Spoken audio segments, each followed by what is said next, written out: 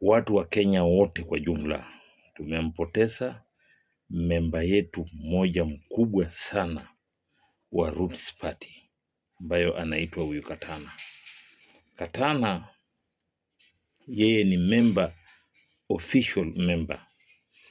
Hata mkubwa wetu wa Jakoya ijapokuwa ako Ulaya na ametuma risala za rambirambi kwa huyu Katana, kwa sababu huyu ndio Kilifi na Kenya mzima tumempoteza memba mkubwa sana wa Roots Party. Sisi yote tunatakia hiyo familia, tunamwombea hawa familia wapate nguvu wakati wa hali ngumu, vile tunaomboleza kifo ya huyu Katana.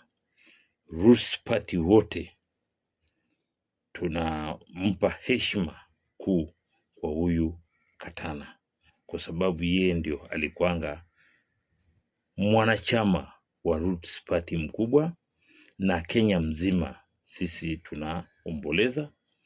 Na leo ni hayo tu, tunasema Kilifi pole kwa kupoteza memba mkubwa sana wa Roots Party.